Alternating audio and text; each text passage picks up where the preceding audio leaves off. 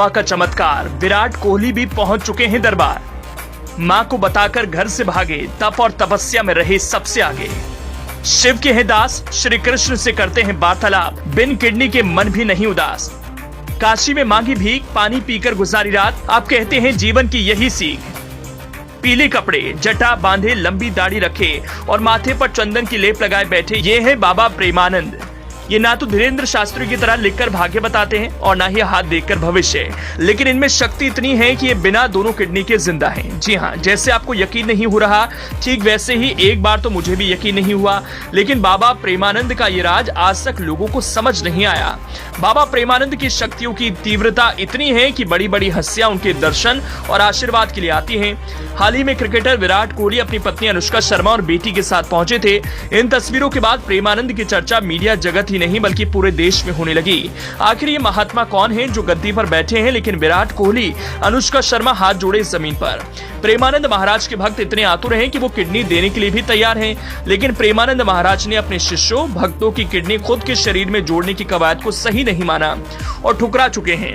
प्रेमानंद महाराज अपनी खराब किडनी को लेकर कहते हैं कि मुझे किसी की भी किडनी की जरूरत नहीं, मैं पूरी तरह स्वस्थ हूँ। शरीर को जितने दिन चलना होता है और जैसे चलना होता है चलता है। मैं ये बर्दाश्त ही नहीं कर सकता कि किसी दूसरे के शरीर को दुख देकर उसके पेट को काटकर किडनी निकाली जाए और मेरे शरीर में लगाई जाए।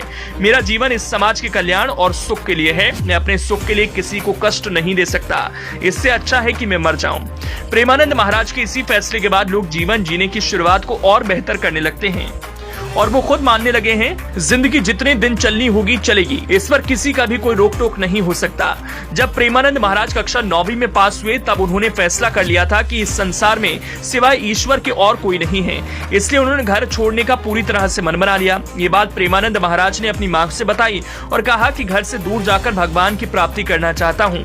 मां ने प्रेमानंद महाराज की बातों को अनसुना किया और सोची कि बच्चा है, ऐसे ही बोल रहा होगा, लेकिन अगले ही दिन सुबह के 3 बजे सिर्फ 13 साल की उम्र में प्रेमानंद ने घर छोड़ दिया और निकल पड़े अनंत यात्रा पर, जो आज भी जारी है। तप और तपस्या के बाद वृंदावन में श्री हित गोविंद शरण जी महाराज की शरण में गए और भगवान की प्राप्ति के लिए प्रेमानंद महाराज ने उनको गुरु मान लिया। प्रेमानंद महाराज ने इस मुकाम तक पहुंचने के लिए नियमों को जमकर तवज्जो दी। वो तय कर चुके थे कि वो शक्तियां और भगवान का आशीर्वाद जरूर हासिल करेंगे।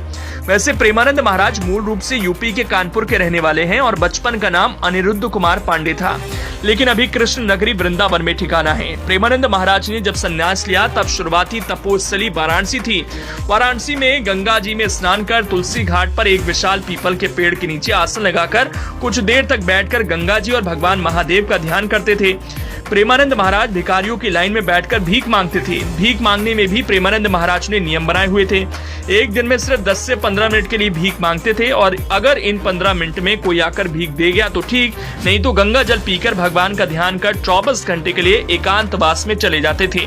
संघर्ष और तप से ही प्रेमानंद महाराज आज भी दोनों किडनी खराब होने के बाद भी अपने भक्तों पर आशीर्वाद बनाए हुए हैं।